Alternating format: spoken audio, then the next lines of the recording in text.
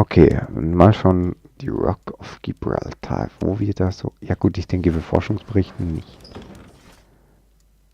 1993.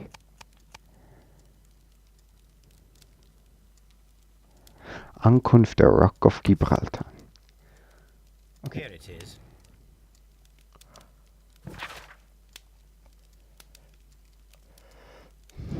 Testrand. Ankunft der Rock of Gibraltar. Ein Schiff kehrt zurück. Die Rock of Gibraltar, ein Frachtschiff der Reederei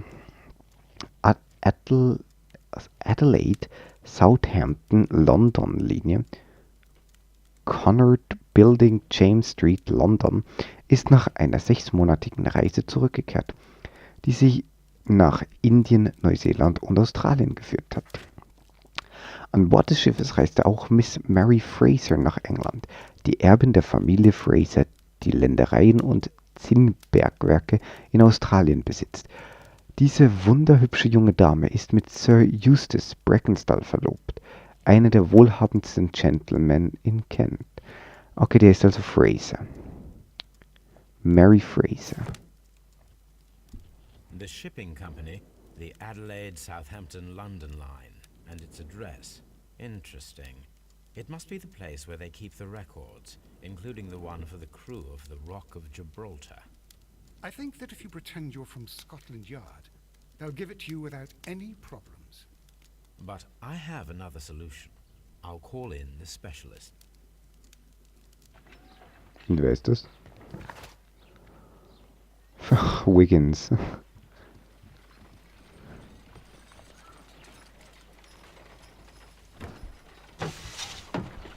Wiggins, could you come upstairs, please?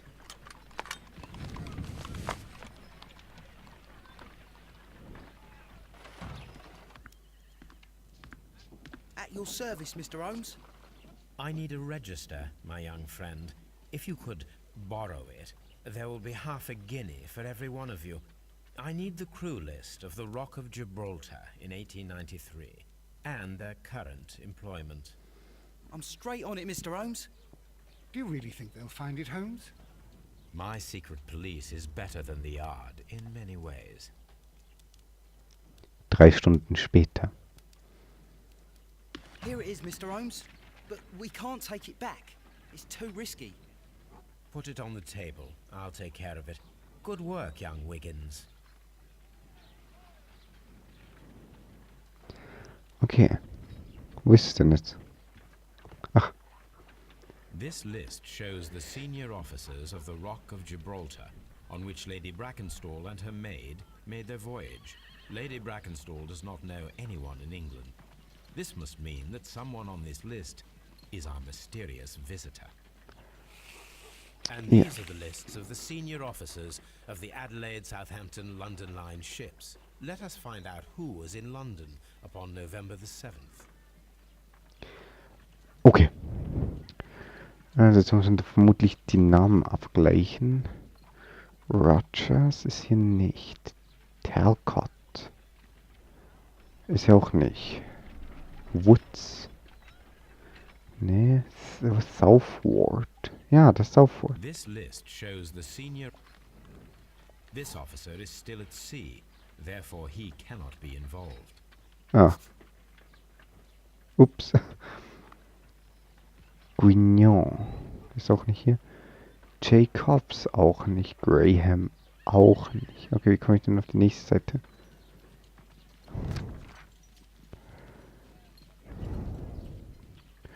Bustle Tyler. Gordon Ken Hawkins. Portledge. This officer was on a ship that sailed half a month ago. He wasn't in London at the time of the crime. Okay.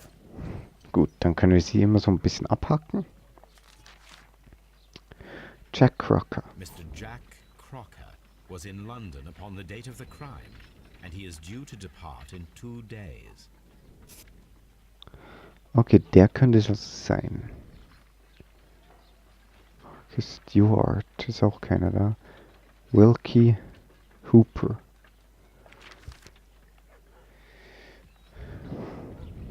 Walker da.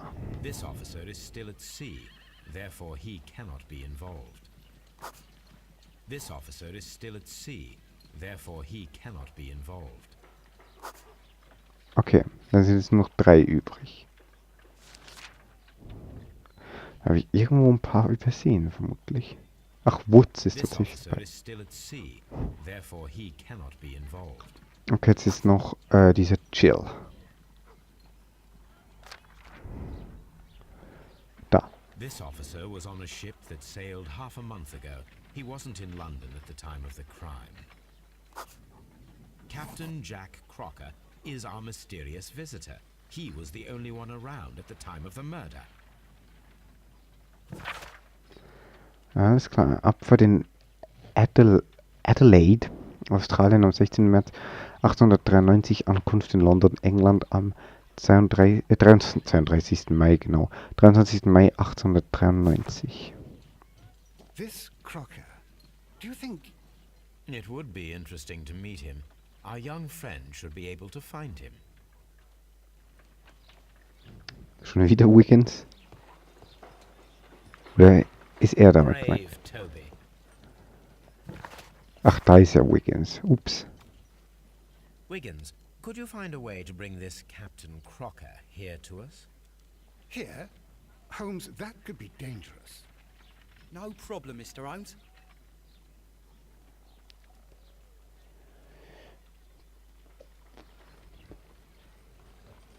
Mr. Holmes, I was informed that you were looking for me, and I'd like to know why. Yes, it is important that we talk. You will soon understand why. Okay, gucken wir uns den mal zuerst an.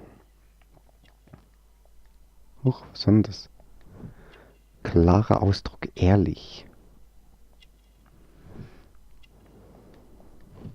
Kräftiger Körperbau.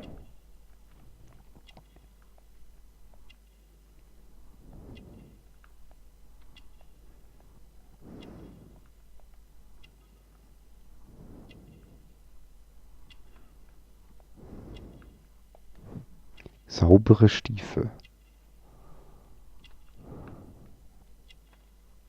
Ah. Matrosenmesser. Ah.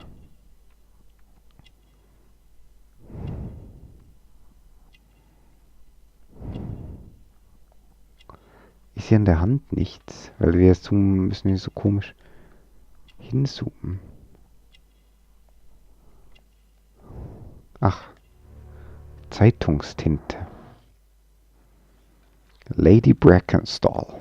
You are acquainted with Lady Mary Brackenstall, are you not? Yes, I think I do remember her, from when I was first officer, but I still don't see... It seems your relationship went beyond that of mere passenger and first officer. How dare you? Indeed, how reckless a feeling is love, particularly if one is prepared to commit a murder in its name. Explain yourself this instant. You are aware that the murder made the headlines of the morning press. You read the newspaper report, but to your dismay, found it much fabricated. Once you learned that I wanted to see you, you came straight away. You needed to know what I had found. You? And what do you know? That evening, you were with Lady Brackenstall, despite the danger. I'm not afraid, Mr. Holmes. Besides, all of this is just guesswork. You would be right if there was no evidence. What then? Sie haben sie gefesselt. Lady Brackenstall was tied to a chair on the night of the murder. And it was you who tied her up. You call that evidence? Ja, wegen dem Seemannsknoten. Yes, as she was tied with a sailor's knot. Your handiwork. So, it's a sailor who's done it. That proves nothing, Mr. Holmes. I'm not the only sailor in London right now. Your theory is flawed anyway. On the night of the murder, I was aboard the Sharp. I was supervising the repair of a porthole. At night? It was an emergency. There was a leak. You can ask the ship's carpenter. He can confirm. I'm sure that he can. Perfect. In that case, we have nothing more to talk about. Good evening, gentlemen. Holmes, what should we do now? Would you like to check his alibi? No. There is no doubt that these men will testify in his favor, and there will be no way to check. So, what then? So, we must work with what we have. We have all the puzzle pieces. Now I understand why you dissected the bell rope. Crockers Aussage Captain Crocker. Crocker lügt. Seine Mitschuld ist offensichtlich. Er erschien sofort, als er gehört hatte, dass ich nach ihm suche. Das deutet auf seine Schuld hin. Crockers Alibi. Captain Crocker war zur Tatzeit an Bord der Sharp. Er hatte keine Angst, sich mit mir zu treffen und wirkte selbstbewusst. Ich schwanke jetzt gerade zwischen diesem Crocker-Typen und der Haushälterin, die den Mord begangen hat.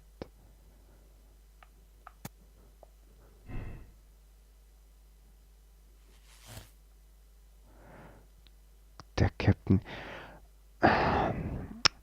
Die Frage ist jetzt nur, die Haushälterin, kann die einen Seemannsknoten machen?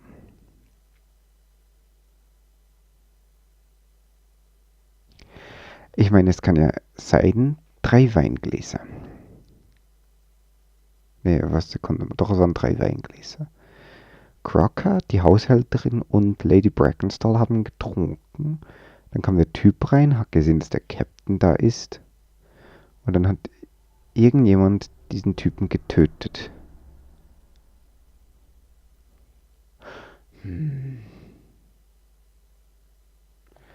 Ich weiß es nicht. Ehrlich, ich weiß es nicht.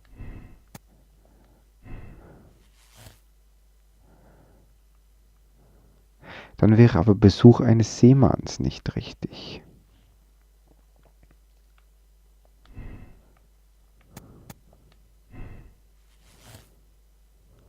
Dann ist das hier nicht richtig.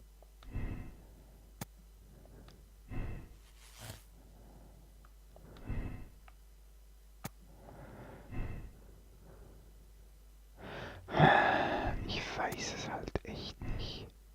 Soll ich einfach mal Crocker beschuldigen und gucken, ob es richtig ist?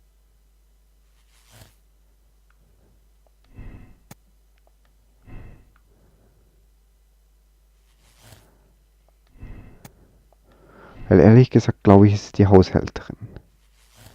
Aber ich frage mich halt, ob die das mit dem Seemannsknoten hinkriegen würde.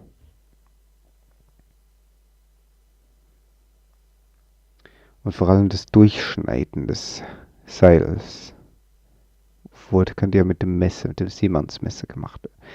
Ich beschuldige jetzt einfach mal den. So, Justus wurde von der Person getötet, die zu Besuch war. Er ist groß gewachsen und wendig, so wie ein hochrangiger Seemann. Keine Gnade für Crocker. Jack Crocker ist ein Mörder und sie werden ihn und seine Komplizin Lady Brackenstall zur Rechenschaft ziehen.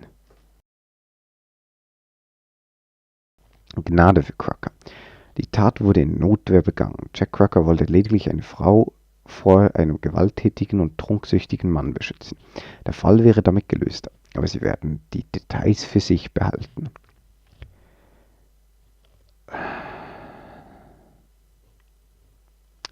Wie schon gesagt, werde ich für alle Gnade walten lassen, deswegen hier Gnade. Ja, möchte ich. Ich weiß nicht, ob das stimmt, ob der Täter Could you ask Mr. Crocker to come here again, please? Right away.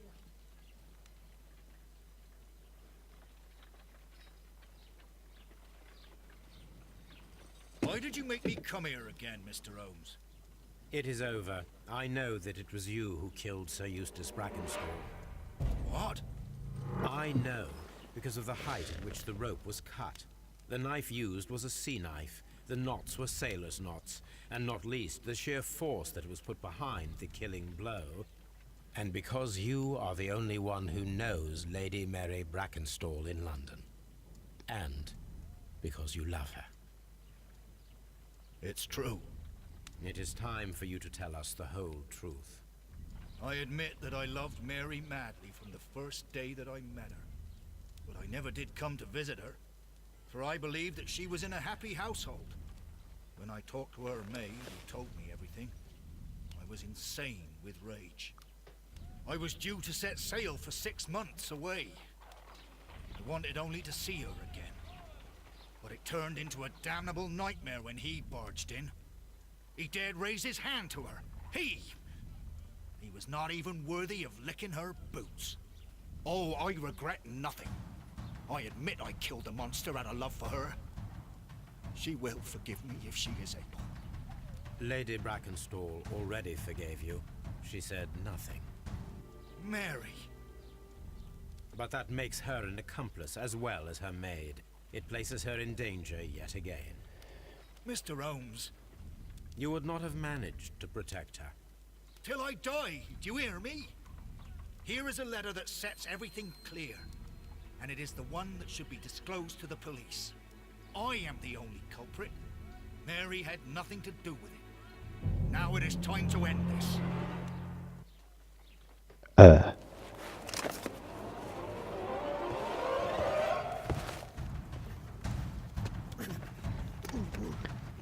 Okay.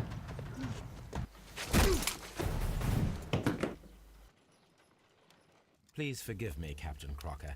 I wished only to test your sincerity, and your words and deeds have far exceeded my expectations. See here, Captain Crocker, we'll do this in due form of law. You are the prisoner. Watson, you are a British jury. Captain Crocker, the evidence shows that you acted without premeditation and used reasonable force to protect an innocent victim from her husband's brutality. Your devotion pushed you to attempt to kill yourself in order to protect the one you love.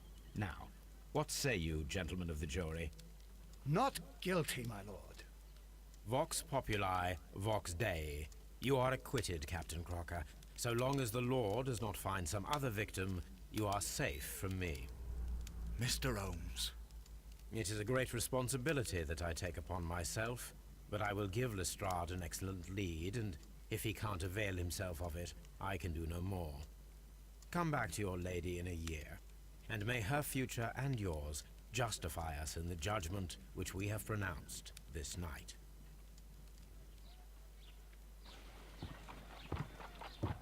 Inspector, I'm afraid that the murderers have escaped us. What?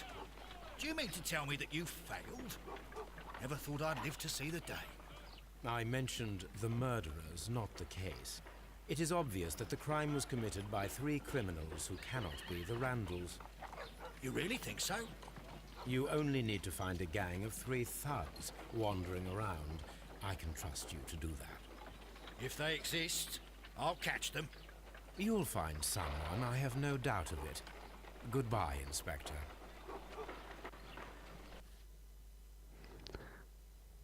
War das richtig? Ja, okay. Es war in der Tat richtig.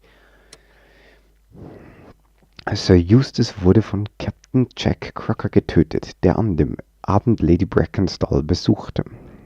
Dann versuchten sie das Ganze wie einen Einbruch der Randall-Bande aussehen zu lassen. Crocker schnitt mit seinem Matrosenmesser das Glockenseil ab und fesselte die Lady damit. Danach versteckte er das Silberbesteck im Brunnen. Jack Crocker hat eine Frau vor einem gewalttätigen und trunksüchtigen Mann beschützt. Sie haben sich entschieden, die Wahrheit für sich zu behalten. Ja, vor einem gewalttätigen und trunksüchtigen Mann beschützt er, aber der andere, der ihn beschützt hat, also der Mann, der sie beschützt hat, ist ein Mörder, also er ist auch gewalttätig. Deswegen, ja, ist es schon ein bisschen merkwürdig. Okay, dann hätten wir diesen Fall gelöst. Der ging jetzt wirklich nicht so lange. Entscheidung bestätigen. Ja. Persönlich echt sehr mitfühlend. Frag mich, was das Maximale dann ist. Das Drama von Kew Gardens.